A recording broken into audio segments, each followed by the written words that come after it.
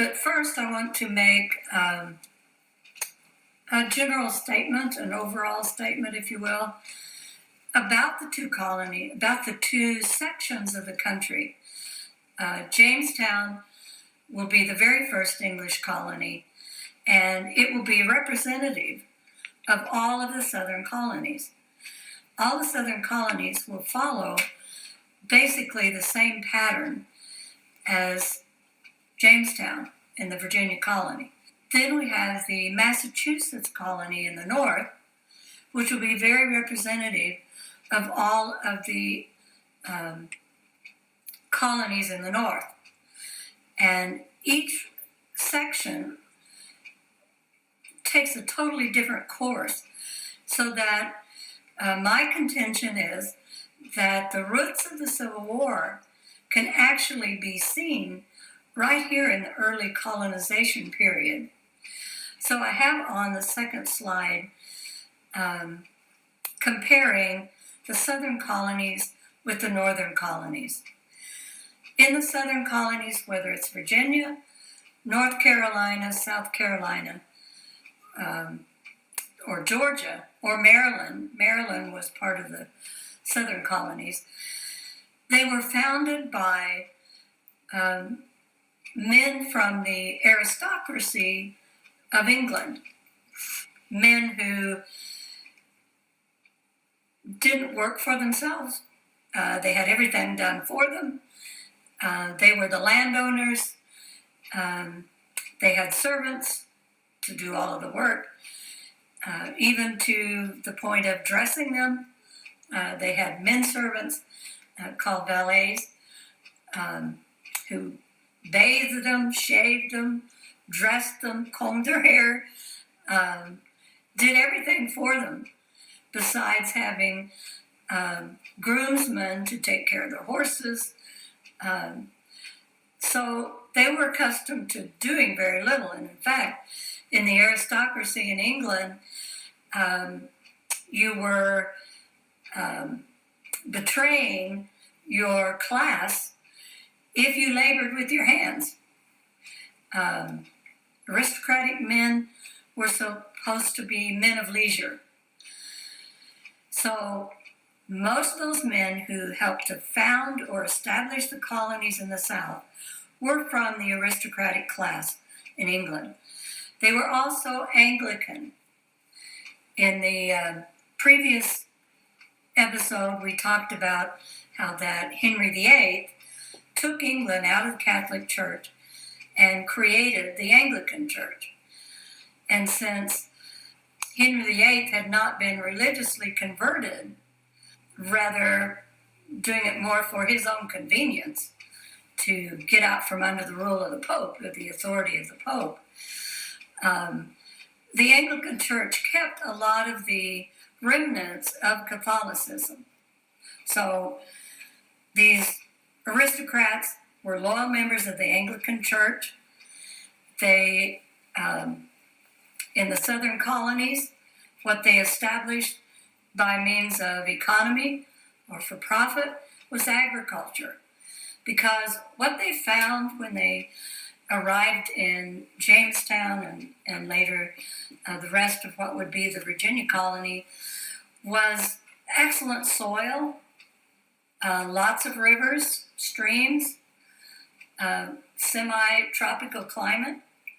In other words, perfect for agriculture. So what they are going to find to profit from is agriculture, tobacco to start with. Later it will be rice, indigo, and even later cotton. But the southern colonies will depend entirely on agriculture as the base of their economy. Also, what happens in the South, because these agricultural crops require a tremendous amount of land, because you can only plant tobacco or these other crops maybe 3 years in a row before you have to leave the ground fallow, and you have to have more land to be able to plant crops to get a good harvest. Because tobacco, rice, indigo, and cotton all deplete the nutrients in the soil very quickly. So you can't get a good harvest if you plant the same field year after year after year. So these aristocrats, these landowners in the South, will need huge amounts of land so that they continue to get a good profit from the crops. And because the majority of the land is going to be taken up in planting these crops, it's going to be very sparsely populated. There'll be small towns, small settlements, and then these huge plantations. There will be very few cities in the southern colonies. So it's going to be rural.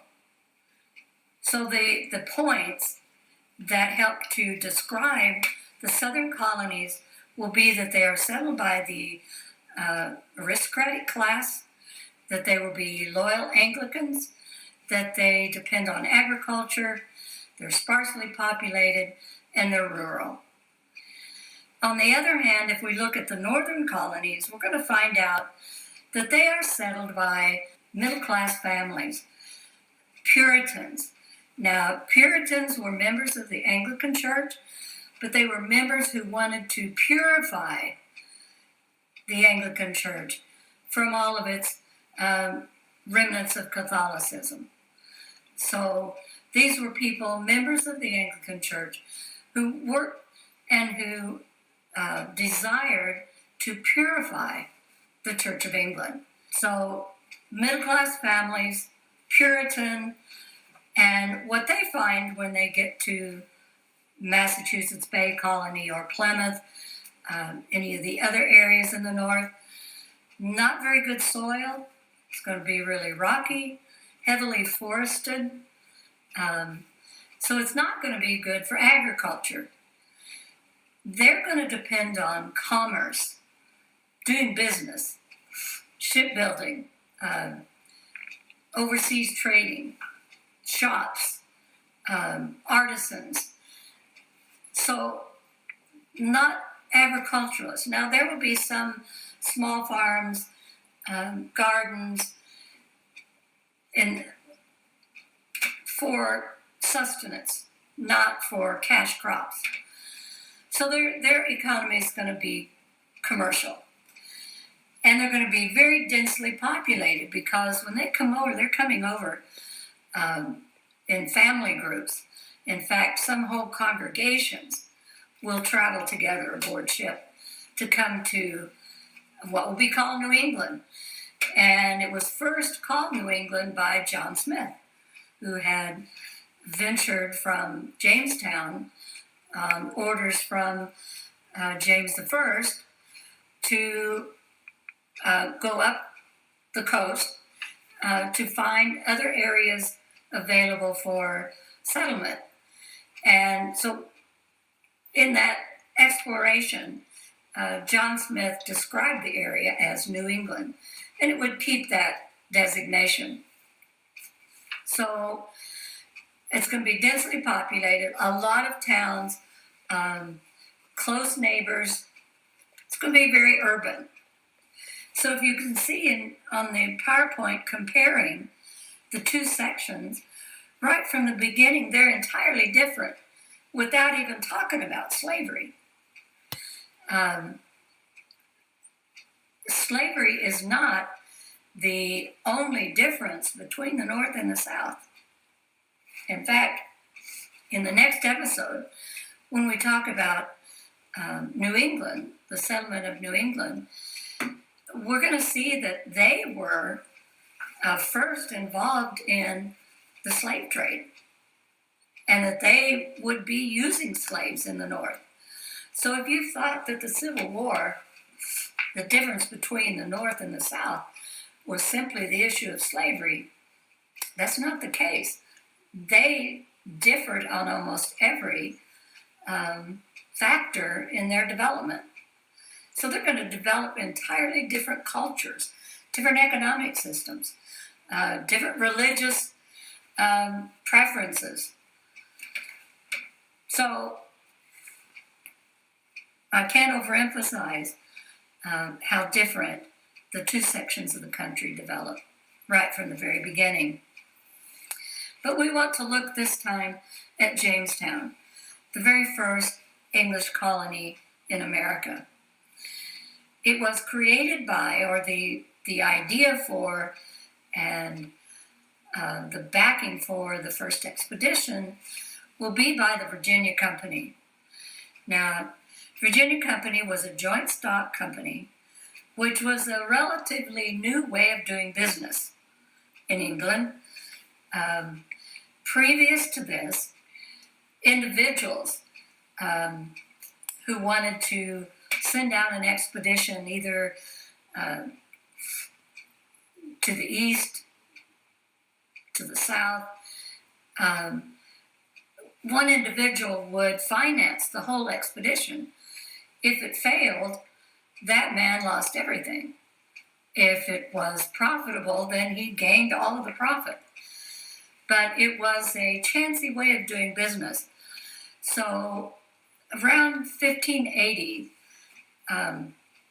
England started developing these joint stock companies, which was where several investors would come together and they would pool their resources to back an expedition, to finance an expedition.